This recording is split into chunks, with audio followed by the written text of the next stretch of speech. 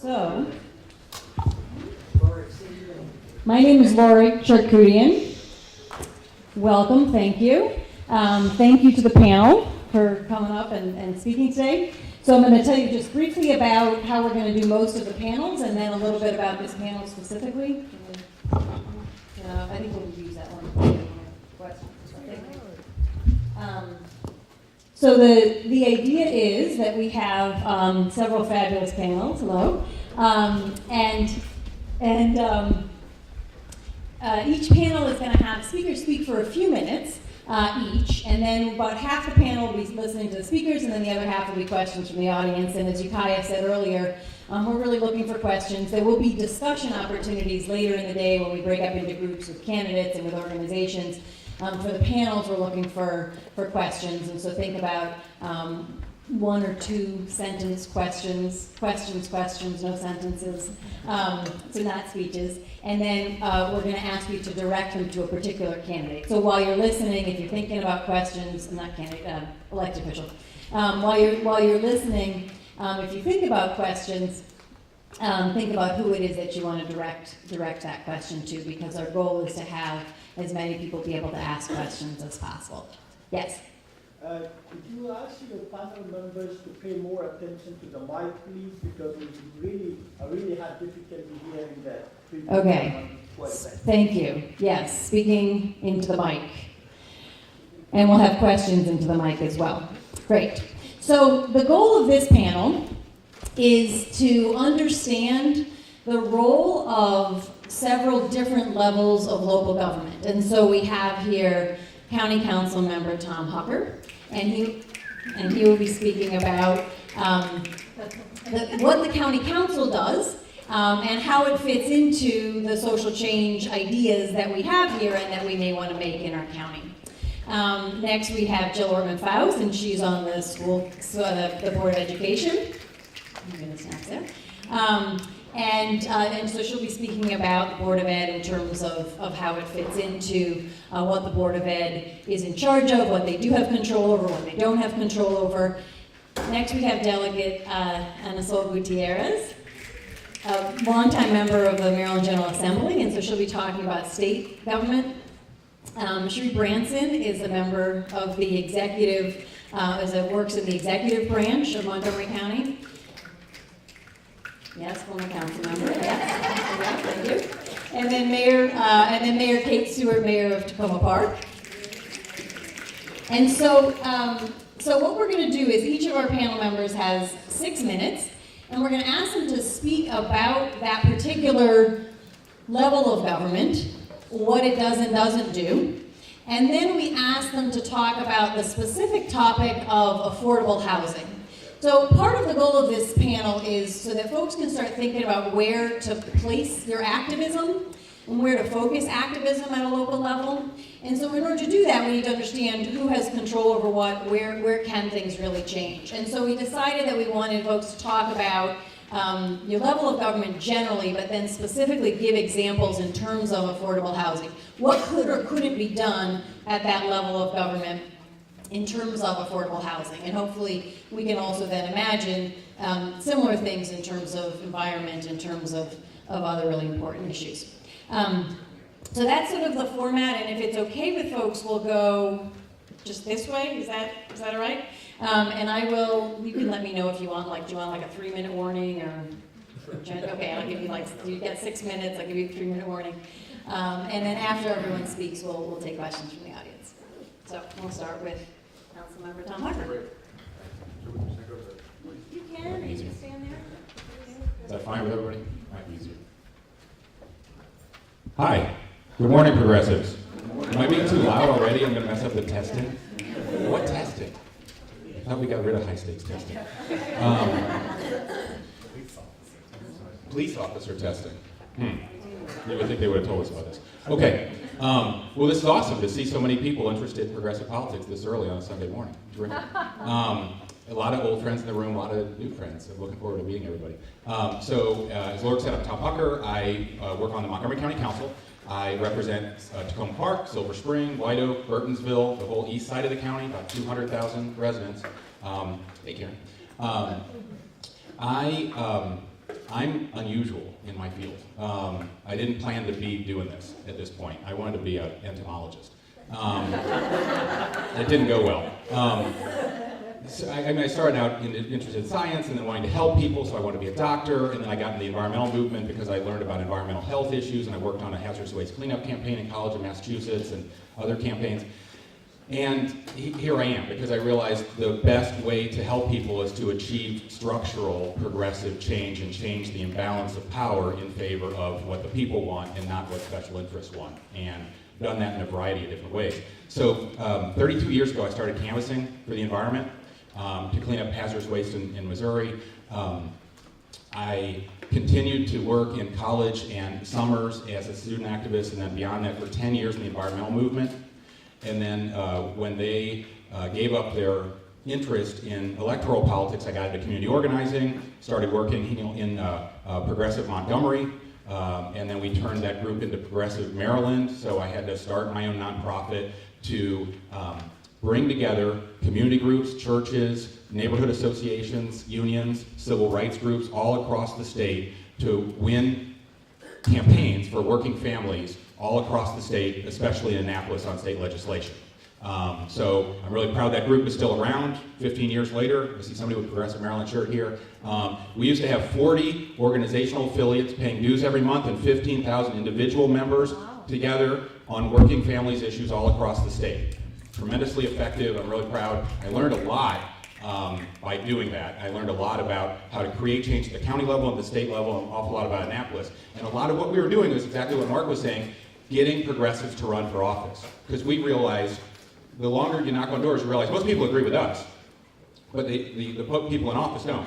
So we need more of us in office. So I helped, Susan Lee was on our board, now she's in the state Senate. Many others, former board members, we ran and got elected. When the seat opened up in my district, District 20, I unsuccessfully tried to talk other people into running, and I failed. So they talked me into running instead. So I served 8 years in the General Assembly, and then 2 years ago, folks encouraged me to run for the county council because they were worried our side of the county gets short shrift a lot of times, and we need an experienced progressive voice for our side of the county. So I got elected to the county council. Thank those of you who helped with that. And I love being on the county council. I'm supposed to tell you what we do. Sorry.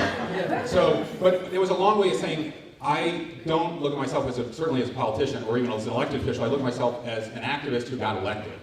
And so that's the approach I take to all the work I do, is working with activists, individual activists and activist groups to get legislation passed. If I can round up the votes to get legislation passed, but it doesn't build any progressive infrastructure, it doesn't build any relationships, well, it might solve a problem, it might make some people's lives better, but it doesn't long-term help the imbalance of power inside of progressives. So I put everything together in campaigns where I can be working with organizations and individuals to drive change long-term. That's really the goal.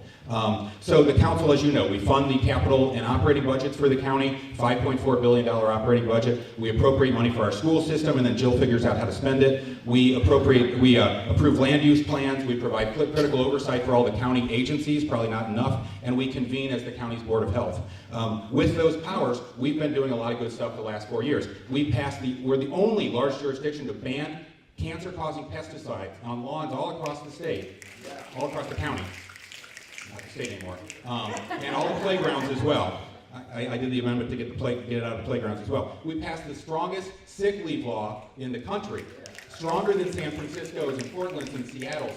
We covered every business. We didn't let every small business off the hook, because whether you work for a big business or a small business, you get sick and you need to be able to take a sick day. So we covered all the small businesses as well. We have almost implemented in 2 years full implementation of body cameras for our police all across the county. We passed a budget last year. Sorry, we raised your taxes, but we plowed all that money. We cut a deal with Jill and her colleagues. Unprecedented. It's never happened before. The council and the Board of Ed used to be at odds all the time. We're not any longer. We said, we'll give you $90 million above the maintenance of effort budget if you put it all into reducing class size and attacking the achievement gap. And they said, okay, we'll take that deal. So they've hired 550 new staff. Class sizes are smaller than they've been in 10 years. We're making, and we actually raised the recordation tax as well, and we put all that extra money into affordable housing and into, affordable housing and school construction. So that's a tremendous win we had last year as well, and I give my colleagues a lot of credit because I knew I was going to vote for it. All 9 of my colleagues voted for it, and they did it with a term limits amendment on the ballot. They said, we don't care, we're not going to worry about our own careers, we're going to pass that regardless of what happens to us because it's the right thing to do. So I was very proud to work with these folks. 30 seconds? I thought, what about the 3 minutes? Anyway, we'll elaborate during the Q&A, but we fighting to raise the minimum wage. I'm sure we're going to talk about that. I'm introducing legislation soon to refinance student loans. Betsy DeVos is not your friend. Bernie and Elizabeth Warren are, but they're not going to be able to do anything in Congress. We're going to be the first county in the country to refinance student loans, to put money back in everybody's pocket and have them start businesses and buy houses in Montgomery County. And then we're going to expand pre-K because that's the single biggest way we can attack the achievement gap in Montgomery County. Thank you so much for everything you're doing.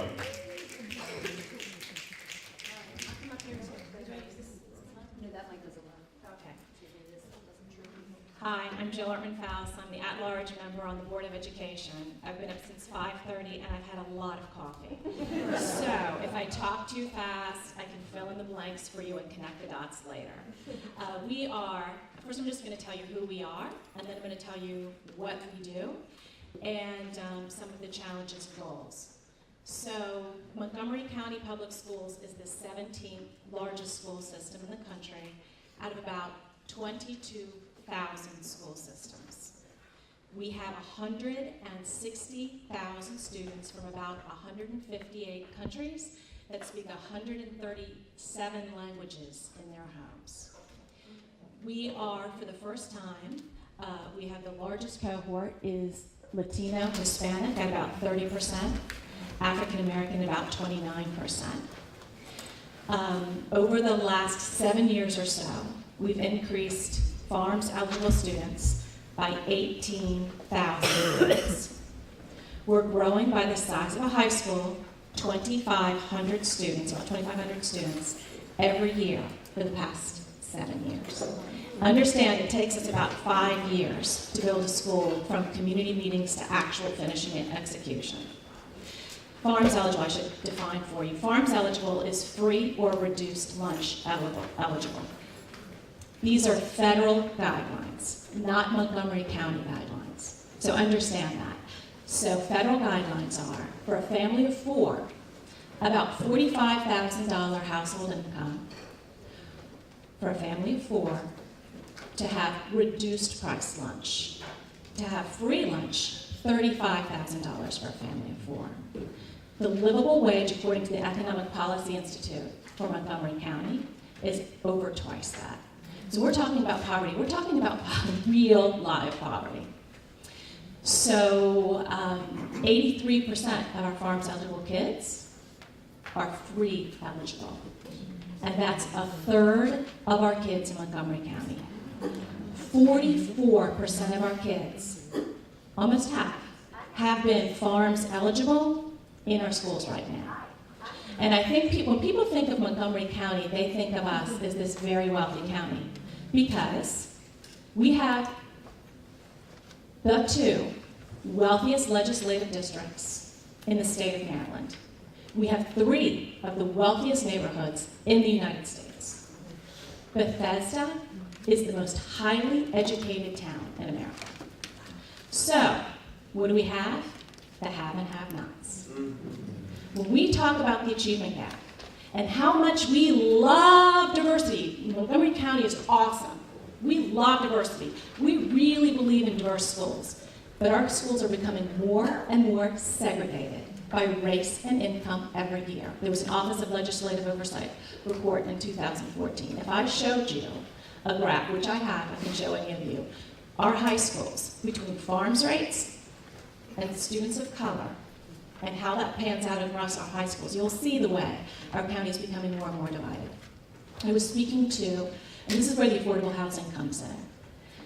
Oh, 3 minutes. Okay, this is where the affordable housing comes in. Those families who live in those apartments, or several families that live in one house together, that make very little money, they want their kids to be well educated too. They're working very hard. They came here with dreams, or they grew up here with dreams for their children to have a better life. I can tell you that Mark and I worked together, I don't know, was it 7 years ago when I was PTA president at Highland View Elementary School. And the principal said to me, Jill, we have families that are leaving our school, and the moms are coming. I'm sorry to get emotional about this. We have families that are leaving our school, and they're very sad because their friends are here, their teachers are here that know them very well. But they can't live in these apartments anymore because the rates are going up, their heating doesn't work, their stoves don't work, they've got mice, they've got roaches. They're living in deplorable conditions. So Mark and I went over there, we visited the apartments, and he can tell you more about this, I'm sure, later, to try and attack some of these issues. But this hasn't gone away. I mean, we just saw what happened in Long Branch last year. They had hundreds of code violations, right? In a very high farms area. When you went to these children's apartments, and you would see on the wall certificate attendance because their child had perfect attendance. They didn't have framed pictures on the wall. They had taped that certificate that their kid got because they were so proud of their child. So when people say those kids aren't doing well because their families don't care about education, I really, really question that. I'll tell you just very quickly, I'm probably up, but okay, so when we talk about affordable housing, segregation is not the answer. When we talk about the achievement gap, that's the first question they talk about, and I think that's another panel later today. The achievement gap was the least in this country when we had forced busing. Yeah. We're never going back to forced busing, folks. So what we have to do is provide opportunities that are distributed more equally across the county. I was at a Democratic gathering a couple of weeks ago, and I showed how our schools were segregated. And I said to the people in the room, this was a Democratic gathering, why are all the white people and the wealth over here? And all the people of color over here? And they said, oh, well, the people of color can't afford those houses. And I said, well, why is that? And they said, well, those houses are more expensive. Why is that? Oh, those are the good schools. Those are the good schools. Why are they the good schools? And they said, oh, well, they have the best outcomes. They have the best AP scores and SAT scores, so people want to go to those schools because those are the good schools, right? So, okay, so the biggest determiner of academic achievement is the educational level of the parents. If we really care about our kids, we need to provide them with the best education so we can break the cycle of poverty. And I'm happy to talk more about this later. I hate these big things. We need to have benches. I need a massage. You can stand right here. Oh, okay. Well, I have some notes, so that's all right. That's all right. Don't you worry. You can see me. If not, you can hear me. Well, I want to thank the organizers and everybody here for this meeting. This is so important. I really think that we have to have these almost weekly if we are going to be able to make a dent in the reality that we're living in. I've been thinking about the subject matter of this event from a state legislator perspective, and it's really triggered a lot of thoughts in my mind. And so I want to share with you the nitty-gritty, the truth about what's happening at the state legislature from my perspective. I'm sure that many of my colleagues will not agree with me, but I think I'm known to, in Spanish we say, no tengo pelos en la lengua. I don't have any hair on my tongue. So that means that we tend to speak what's on our mind. And so here's some of my thoughts. Try to think of what happens at the state legislature in multiple layers. And I think that'll help us to kind of get to where we need to be. The outside layer, the open, the established layer, I'm sure that everybody here knows. It's how does a bill become a law? What is on the website? Good website, by the way, lots of good information. And we understand the structure, how do bills get introduced, what is the committee structure, how do people get assigned to committees. And we are unique in Maryland in that we really have few committees and therefore concentrate the power into these committees more so than in other ways. Once you're in a committee, it's very hard to move out and to have that influence. And then we have the hearing process, and we give testimony. I'm sure most of you here have been part of that. And then what happens on first, second, third reader, what happens on crossover when we send things to the Senate and the Senate sends us their bills, and then the infamous sine die, which is that last day in which everything dies. So that is normally where we think is what we need to deal with. Well, I really think that there's another side of each one of these steps that we as progressives need to really understand if we're going to make differences. And it's the inside-outside track. Inside track, I would define it as what is considered leadership. And I use the quotes because there really is this strong notion of, are you in leadership or are you not in leadership? And leadership starts from 3 minutes, okay. That went so fast, I'm gonna have to talk faster.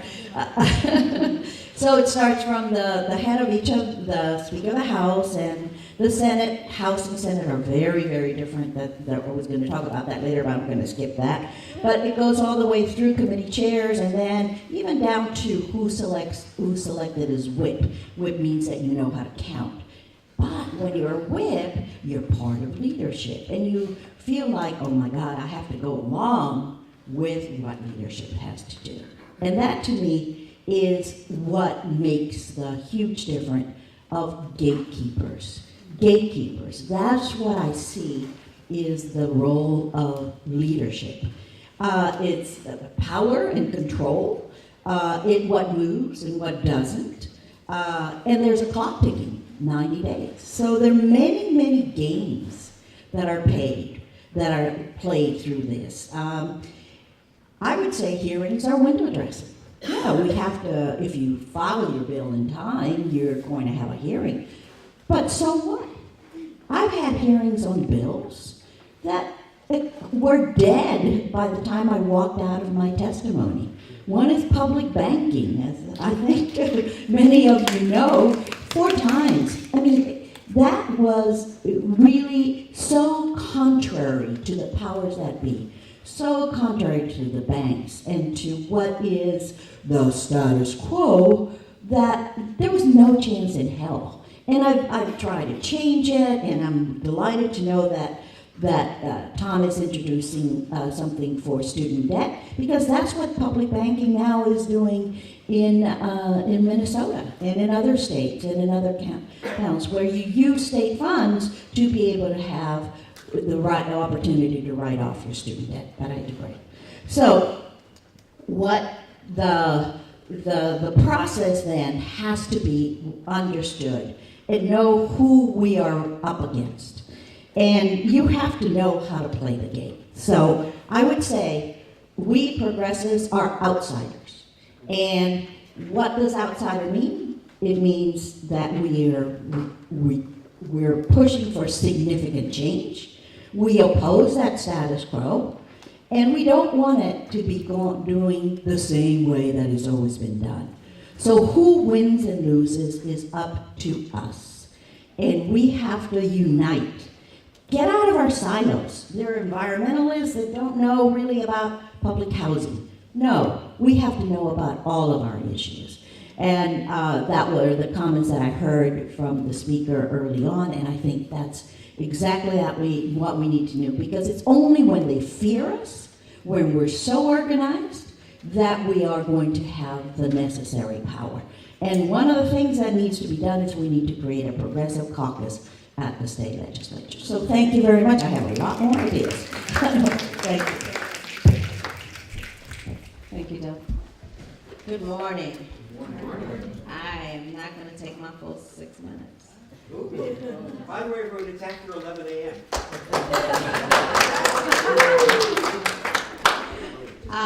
So, my name is Sheree Branson. I am currently the Director of Procurement for the Montgomery County government. My office, it has procurement authority over all those agencies of county government. That does not include the schools or the college. Does not include park and planning. Okay. So those are sort of the parameters. But, so let me sort of tell you a few things, okay? First of all, I came to this office. This office was created because the county executive believed that certain things just weren't happening in county contracting. Those things being same people were getting the contracts. And minority and women-owned and small businesses weren't getting a fair share of the contracts. There was a perception that there wasn't adequate oversight of the contracts. And so after I left the council, and some of you may recall I was the placeholder when Valerie Irvin resigned. I was appointed as a placeholder for the District 5 seat that Tom currently holds. So I left, and I thought, well, I'm retired again. And I retired before. I worked on Capitol Hill for 23 years. And I started off as like at the bottom. And by the time I retired, I was the chief counsel for a committee, Democratic side. And I spent most of my time on Capitol Hill doing oversight. So I retired, came to the council, then I retired again. I thought I was finished. And the county executive called me and said, would you like to have this job? And I said, okay. Because I never believe in running from a fight. You know, as Vernon John said, if you see a good fight, get in it. And I totally thought that would be a good fight to get in. So let me tell you what my office does, because it's not just about the contracting.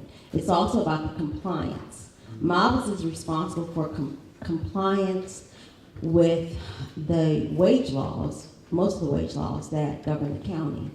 We enforce, in my office, we enforce the law that says that employees who work on county contracts must earn a certain wage. Last year, for the first time, we recovered about $300,000 for about 300 people. So when you say enforcement, to me, I ain't joking.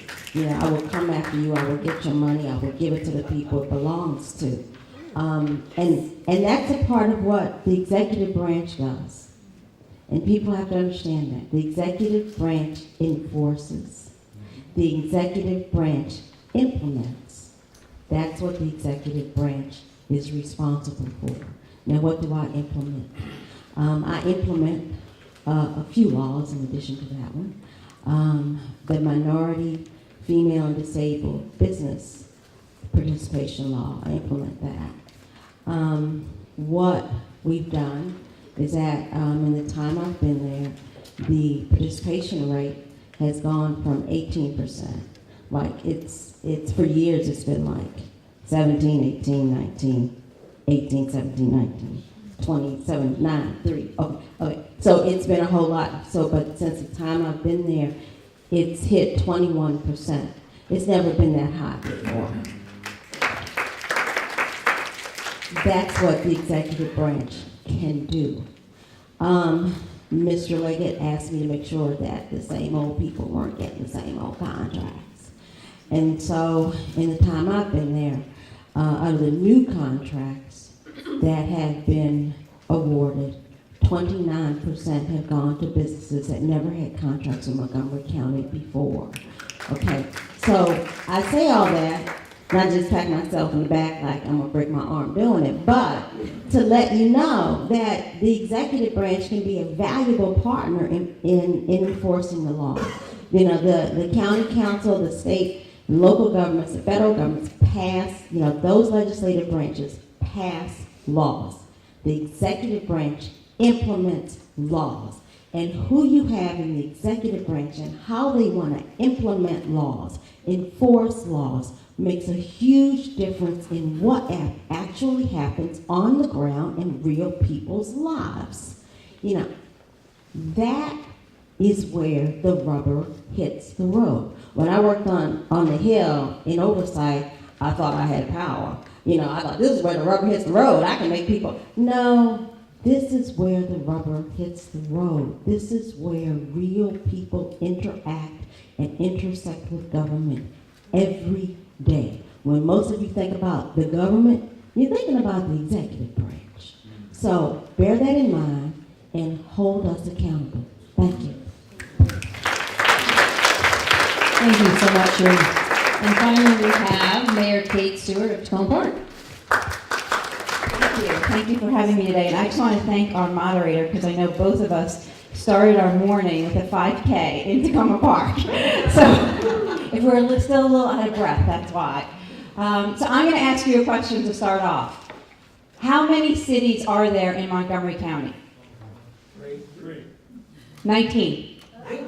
19 municipalities. There are 19 municipalities, incorporated municipalities in Montgomery County.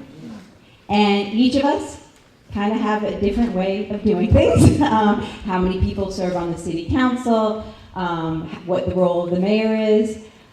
Many of us have what we call a council manager form of government. Because the job of mayor and city council in most of these 19 cities across Montgomery County is not it is a full-time job, but it is not compensated as a full-time job, quite frankly. And so what does it mean to have a council manager form of government? It means that we have a city manager, a professional, who oversees the day-to-day operations of the city. She oversees the staff. And she puts in place and follows the policies that we as the council ask her to do. And so our job as a council is to basically legislate and set the policies, pass the budget, which is also incredibly important. In Tacoma Park, we have 2-year terms. Across the 19 municipalities in Montgomery County, that's different. Some have 4-year terms, some have staggered terms. We have 2-year terms. We have 7 members on our city council. 6 are voted for by ward. I'm the only person voted for across the city. I have a vote, like my other colleagues on the council, but other cities do things differently. In Gaithersburg, the mayor there actually doesn't get a vote, but he gets a veto power. So that's kind of interesting. I did get asked one time by a Girl Scout in 4th grade whether or not I had the ability to banish people. And I said, ooh, no, but I do keep a secret list, just in case someday. And I'm here to tell you that I think it's really telling a group of folks in this room who are so involved and so active that some people thought we had 2 or 3 cities in Montgomery County. Our cities are important. And that's not to say every other branch of government, every other level isn't, because these folks are dedicated and working so hard. But I can tell you the people who work on your city councils, they're the folks, we're the front lines. We walk out our door and we see. We see when crime is an issue. We see where the food insecurity is. You know, Jill talked about, and I think our board is doing an excellent job, and she talked about the issues and the inequalities. And I tell you right now, I know those 60 families who at Piney Branch Elementary School get the extra lunch when they go home from Manna Food. And I know those families, when those kids graduate from Piney Branch and go to Tacoma Park Middle School, they're not getting that food anymore. And what are we doing for those 60 families? We are on the front lines. And we're also in a very advantageous position. Because when it comes to regional issues like affordable housing, transportation, we can build great partnerships at the county level and at the state level. And I was thinking about today and thinking about, as progressives, what can we do at the real local level, at our city level? And I think there's two things to think about in this national context. And the first is thinking about uncooperative federalism. You know the concept of cooperative federalism, right? Like, our Congress, president, pass things, but they can't do everything. We don't have the money and the resources at the federal level for them to implement all the rules and policies. So they rely on cities, counties, and states to help them. Well, at this time, instead of cooperative federalism, we need uncooperative federalism. And we're doing that here in Montgomery County and in Tunnel Park. We're doing it through having sanctuary cities. We're doing it by refusing to follow the immigration laws. We're doing it when we know that they're rolling back environmental protections. We know, like in Tacoma Park, and by the way, FYI, those who live in Tacoma Park, sorry about your new stormwater fee, but it's going up because we know we need to double down at the city level to protect the environment. Right on. And we also know, and thank you to our state delegates who passed a law that said we are going to fund Planned Parenthood even if at the federal government they defund that.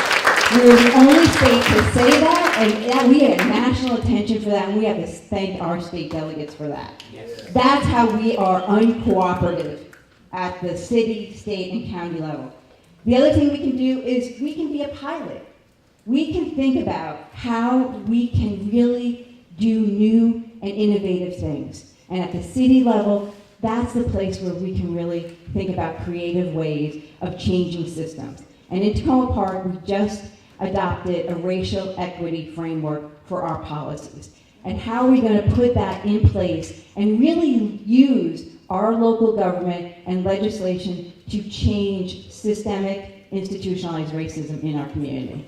And so I didn't even get to affordable housing, but we do a lot at the city level. Rent stabilization is very important, as well as creating the wraparound services we need. So as Jill talked about, families we need to make sure they can afford their housing. We also need to make sure they can afford to live in the community overall. Thank you.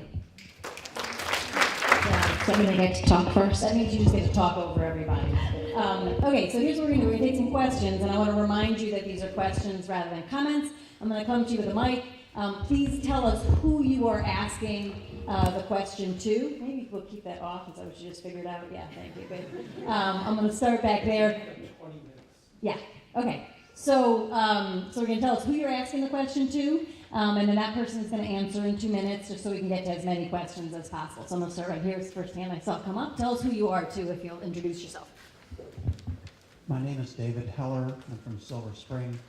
My question is for any panelists who would like to respond. We were asked earlier to consider running for office, but for those of us who would like to participate, I would like to know if you could compare our options between attempting to work either as a paid or non-paid employee or helper of a candidate or an office holder versus running for office ourselves. Can I direct that to Cherie Branson? And can you talk, since you've been in office and you have now worked for a county executive, maybe if you could get... Okay. Yes, got it. Okay, so maybe if you could take that, since you've sort of been in both positions.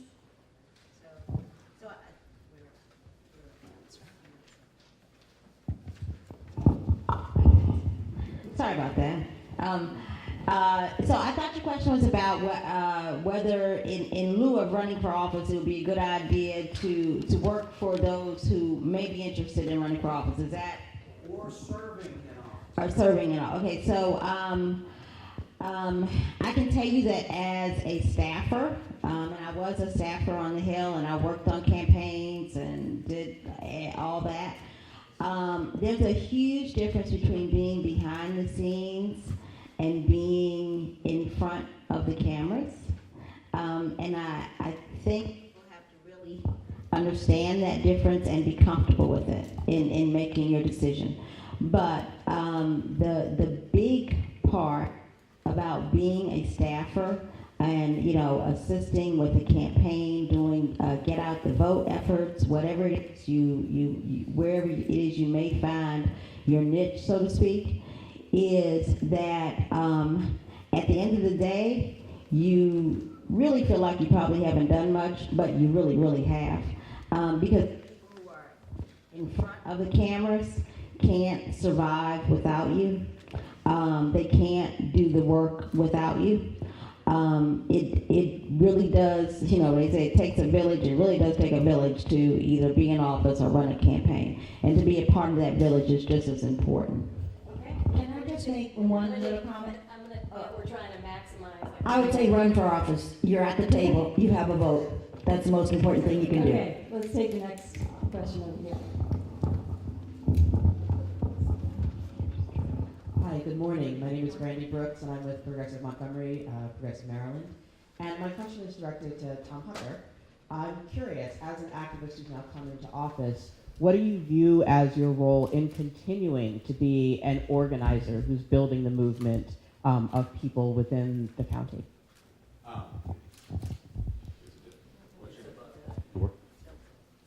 Tilt it? Do I need it? Is this for recording? Thanks for the question. I mean, like I started to say in my introduction, I think I approach being in office differently than most of my colleagues because of my background. And so I view every campaign as an opportunity to create long-term social change and relationship building and to build progressive infrastructure because we're behind the right wing on almost every issue, to build relationships and history and shared history in the struggle. And so I do a lot of trainings with different groups. I do a lot of workshops like this. And a lot of advocacy groups approach me to put in legislation. They did at the state level, they do at the county level. If people come to me with ideas for legislation to solve a problem, as I tried to say in the intro, if I can just round up the votes quietly walking around the 6th floor of the county council building, you know, that's fine. It might actually help solve the problem and improve people's lives, and that's a good thing. But what I really try to do is build coalitions, almost whether you need them or not, to pass the bill behind everything I do. So I just did pass two bills unanimously to address vacant houses in Montgomery County. Some of them were foreclosures, and some of them were individually owned. The foreclosures are owned by Wells Fargo, Bank of America, the national banks that broke the economy, right? And many of them are not on the state foreclosure registry that we passed when I was in Annapolis, and we could have been for years now, since that bill passed in 2011, charging them $1,000 a day per house if they're not on the registry. The county council, for whatever reason previously, never did that. So I put that bill in a year ago, it just passed unanimously. Now we're going to be able to charge Wells Fargo and Bank of America $1,000 a day. And same thing with individual owners. Our housing department is it's moribund. It's shameful. The conditions they allow in our rental housing in Flower Branch, in my neighborhood, that blew up because of a gas explosion. That property was supposed to, like every property in Montgomery County, is supposed to be inspected every 3 years under county code. Well, the housing director broke the law by not inspecting those properties. Those are the most vulnerable people in Montgomery County. When we finally twisted his arm enough to get them in there inspecting those properties, they found 800 housing code violations. Rats, roaches, mice, mildew, bed bugs, you name it. So I had to add amendments to Mark's rental housing bill we passed collectively this year to focus the 23 full-time inspectors we have in the department on the worst properties and on the worst violations and disclose quarterly to the public every quarter and in an annual report to the council what they're doing with their time. Because he never would share what the inspectors do all day. We want them focused on the worst properties and the worst violations. But it was working with tenant organizations and Progressive Maryland and other groups that put the pressure on the housing department to do that in the wake of that explosion. Thank you, Tom. All right, let's see, let's come over here. Thank you. My name's Karen Murphy. I live in Kensington. I'm a constituent of Anna's. This is for you, Anna. I wanted to see if you could talk a little bit about that bill that was introduced by, I think, Delegate Dumais to remove parental rights from rapists. It was introduced 9 times and it just died. So. Thank you. Thank you very much. And I think there's a very good article in today's medical section on that, and it reflects on the kind of power struggle that I was trying to summarize. I remember when that bill was introduced because I was on the Judiciary Committee at that time. And it's taken now 9 years for this one, for the ban on the death penalty, 12 years.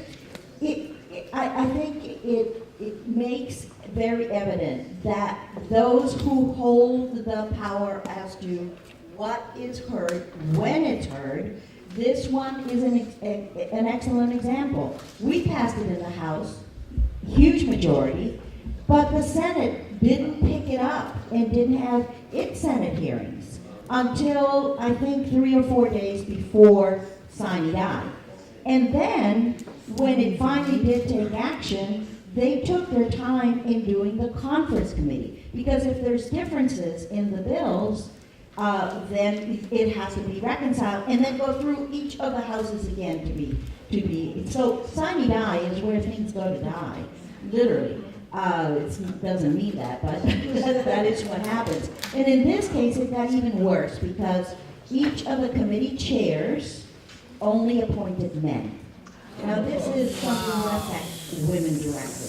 And it's that extra, I think, insult to us that could be done without anybody blinking an eye. And so they delayed it, they never came to a conclusion, and the bill died. But I think this one is coming back. I hope so too. Yeah, I'm gonna come back over here. Michael Tardif, Kensington, also constituent. And a question for you. We have 7 months until the next legislative session begins.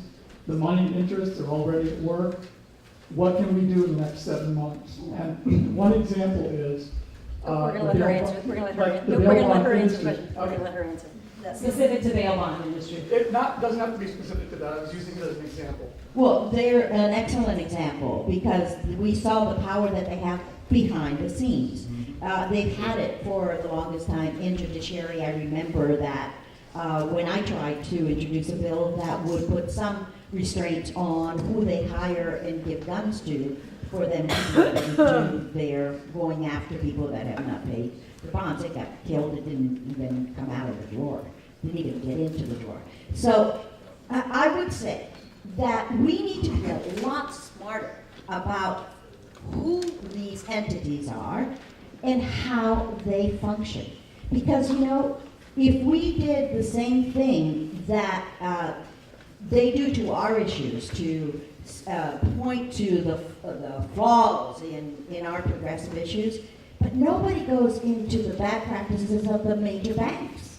For example, we need to be making those issues way ahead of time, showing the kind of practices that they have, all of these insider major groups. We need to look at who they're funding. I had a bill against Verizon. They had funded everybody on economic matters. That bill died instantly, though it was a consumer affairs bill. That is, I think, the intelligence that we have to have and show where they're paying, how they're able to control, and what is that inside game that is being played that the public is not privy to. So I think that exposure is something very important for us to be working on. It's a good summer study. See you, I'm trying to switch out parts of this. Sorry. Chris Files, I'm from Chevy Chase, Maryland. This is from Mr. Hooker. I worked very hard on the Bethesda downtown plan. There seems to be a big giveaway to developers. For those who might not know, the 20-year master plan is before the council right now. They're going to increase buildings over 20 stories from 4 to 32. So the question is, do you think it's unbridled development is going to lead to terrible traffic, overcrowded schools, way too tall buildings? Yeah, thank you. Right. I think there's some argument on both sides of that, but I think overall, the Bethesda sector plan, and I'm not on the committee, that it comes before, so it comes to full council after the committee has really done nearly all its work. It's about to pass. There's a lot of, I think, good things that are going to come out of it, and a strong argument that where we're going to allow development in Montgomery County, if it's not in a place like Bethesda, where should it be? That's our most, vibrant urban center. And it makes more sense in Bethesda than it makes almost anywhere else in the county. However, that doesn't mean there's not a lot of trade-offs. And there's a number of protections built into the plan, plus then there's a lot more that are going to be built into the overlay zone. We're not going to pass now, we're going to pass later, so that developers that want to get more height, more density, they're going to have to build more affordable housing. They're going to have to do great design. They're going to have to do great environmental protections. And it's those sort of trade-offs that are sort of built into the plan, and especially built into the overlay zone, so that where there's additional development, there's going to be good things for the community to come out of it as well. So I could give you a much longer answer that we probably don't have time for. I'd love to talk to you offline about it as well. Thank you. Okay, great. Come back here. I'm sorry. I'm going to come back. Oh, yeah, Speak right into the microphone. Keith Tell us who you are. Keith Bernard, Tacoma Park, proud resident thereof. Anasol, another question for you. I find it very compelling, your talk about leadership and how they gatekeep. And the question is, how do we go about overturning that leadership? Is it possible to form a coalition of progressive delegates and senators who are really going to make change? I think that's the right way, and we've already begun to see that. I'm just so delighted to see the younger people, especially from District 20 and District 19, Pam and Janelle Wilkins, Pam Queen. First time that we have African American women, progressive women, being part of the Montgomery County delegation. That's exactly the kind of people that we need to be electing and making sure that they are going to be supported. Because once you get into the large 141 people, you're only one vote, you need to have the support of the assurance that it's okay for you to speak for your community and to speak for your issues. And I think that's why I really now realize that we need a progressive caucus, because we've started. We started some effort. Jimmy Tardo started it by just pulling us together on Wednesday nights to talk about bills, and some people do really good research. They really know what's bad about the bill. We discovered, for example, tax credit giveaways to the boating owners, to large corporations that normally you don't see unless you're really part of that committee and somebody raises it as an issue. Normally these kind of things just stink and they go right through. So when we all knew that, we gave each other information, we raised questions on the floor, but we didn't have the votes.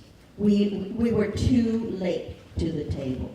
So a progressive caucus that has the kind of pulled together strength on these issues, we can raise it, because once we raise the issues, for example, for the Trust Act, for the first time we've had support of the African American caucus, the Asian caucus, the Latino caucus, and we stood up. We stood up against the bail sneaky undoing of what the court had said. And it's only because we stood up and we said, we demand a whip count for you to know that you don't have the votes. It happened. The House killed it.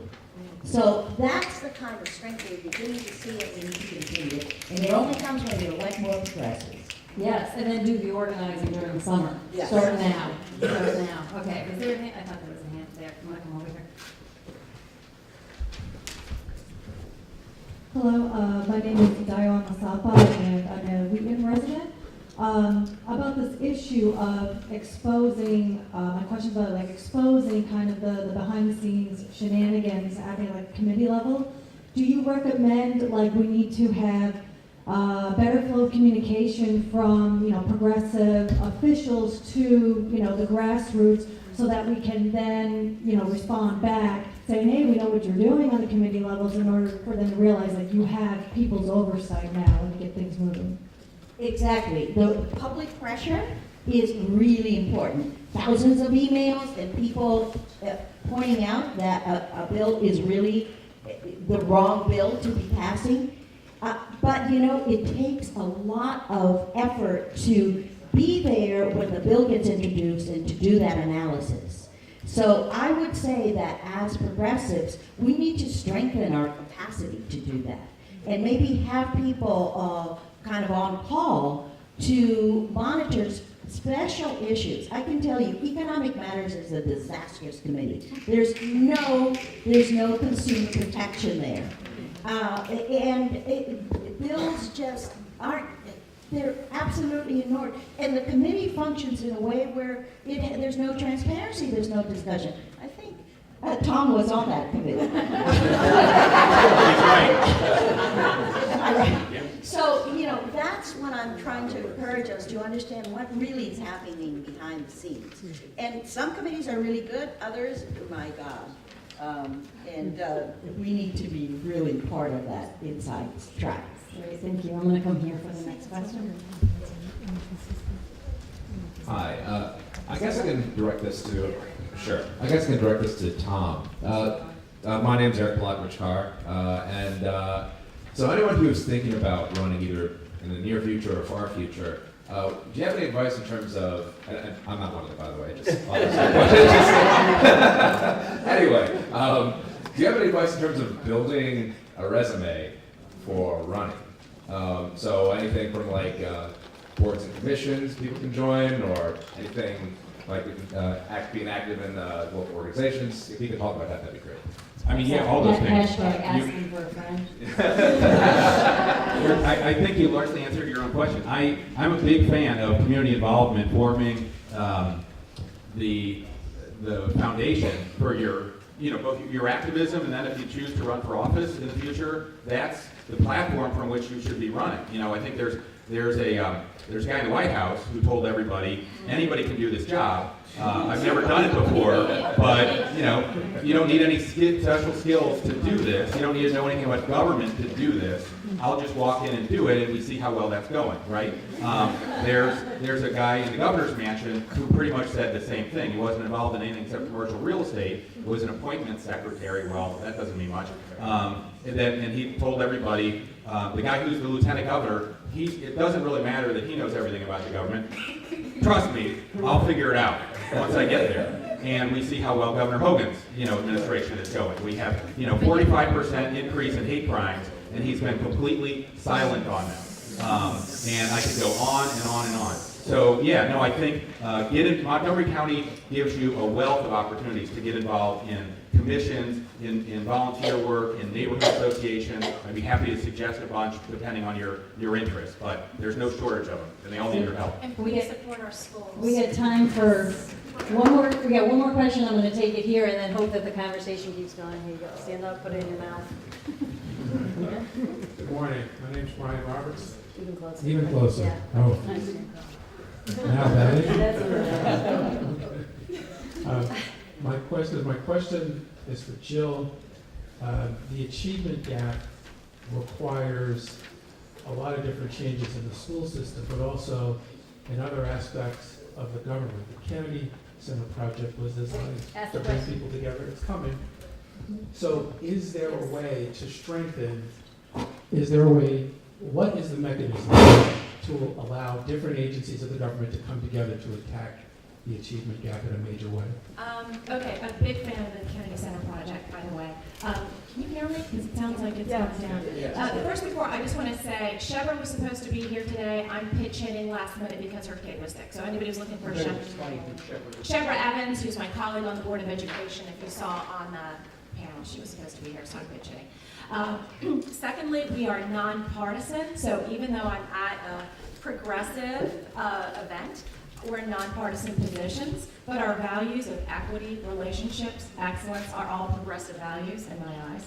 About the different government agencies working together, we're working together, I think, better than ever. As Tom said, I'm in communication with all these folks all the time now. Our superintendent believes in equity and knows how to operationalize it like no one has before, which has been extremely helpful for us. When we talk about equity, first I just want to say hate acts in Montgomery County schools went up from 10 previous year to almost 40 year to date. So this really means when we talk about hate going up, and the governor is one of the two most popular governors in the country. So we're working together on affordable housing, like you said. Safe, affordable housing is critical to students doing well. I was actually a full-time volunteer with Habitat for Humanity for a year. If you want to see how those policies link together academic success and having safe, affordable housing, equity, and opportunity. We've worked together on the biliteracy bill, which is really important because I mentioned all the languages that our children speak in Montgomery County. Our superintendent believes that speaking a second language is indeed an asset, not a deficit. And he's bringing that to our schools to expanding dual language programs so that dual language means English and a second language are on the same footing, so that the English children are learning from the children who speak a second language, the non-native speakers are learning English from them, and they're forming bonds of respect and relationships and growing skills. And then when they graduate, they'll have a seal of biliteracy on their diploma, which is extremely marketable because everybody needs, it makes our students more marketable in a variety of jobs. And that's time. I'm sorry, just one, Kate, last one. we talked about, okay, so Kate, because the equity policy, we're going to touch on this. MCPS for the first time is going to have a comprehensive equity, non-discrimination, and cultural proficiency policy, policy ACA. I'm very excited about this. So if you can go to our website and click on policy ACA. We're taking public comments now. Something I would like to add to the policy is reducing economic and racial isolation in our schools, to your point. So please give your comments in support of that. You can also come in and do testimony before the board. Fabulous. Thank you. Let's give another round of snaps to our... You're pretty amazing. We're on time. Take 5 more minutes. Okay, do we have... We got 5 more minutes. Okay. I'm pretty amazing, so let's keep going. Sorry for cutting you off, but I'm going to take it right here. Thank you. My name is Christiane Drapkin. I'm an immigrant and I live in Randolph Hills. Congressional redistricting, isn't this something we really must look at now? Also, of course, on county governments.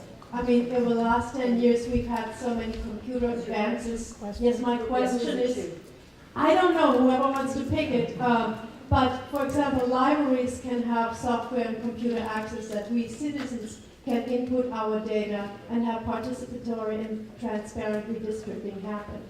Thank you. Someone want to take it? What do we show you? Oh, yes. 2 things.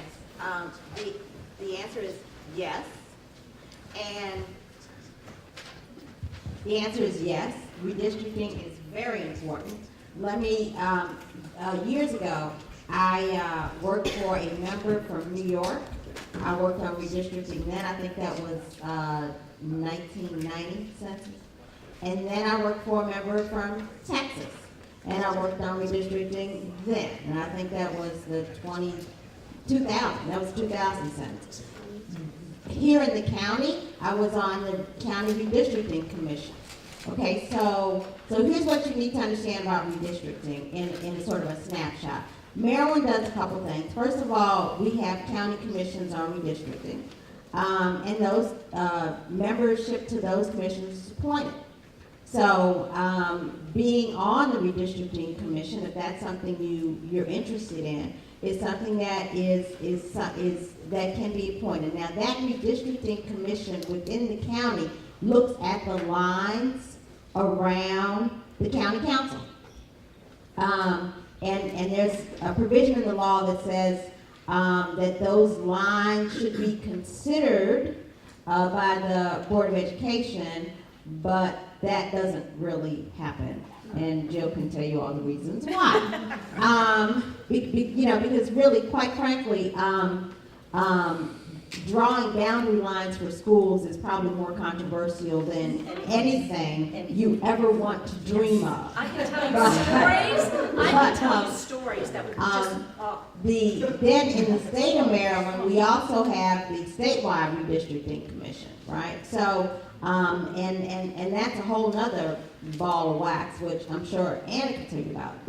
But if you want to so the answer is yes, redistricting is critical. The reason that Congress is and looks like what it looks like is because of the way the maps have been drawn. Yes. The maps in Maryland are not bad. The maps in other places are horrendous. And so, and those maps are determined by state legislatures. There has to be, for progressives, there has to be like this long-term look. I mean, we have the census every 10 years show us rain falls in spring, okay? And so I don't know why redistricting always comes up to people like it's a big surprise, okay? So what you really need to do, quite frankly, is talk to the people you know in other places. Make sure that this network is alarmed, alerted, and knows how to affect the system, because the state legislative districts are affected, the congressional districts are affected, reapportionment affects everything, even down to the federal formulas by which things get paid, all right? So it matters in ways that are beyond your imagination. Thank you. So I think that, looking at this clock, which is the one I think we're going by, I see our next set of folks are ready to go. So let's have another round of snaps for our amazing panel. And I recognize there's still a lot of questions out there, and encourage you to keep the conversations going. In the spirit of keeping the conversations going, many of these questions prompted follow-up. So I'm sure it's true of all panelists. I got a lot of cards. We'd love to stay in touch with people. I can put them up on the podium or grab me on the way out, and I'm sure it's true of everybody else. Thank you. Absolutely. We'll have a couple of short breaks, so keep the conversations happening then. And you guys are coming up next, right? Thank you guys very much. Thank you.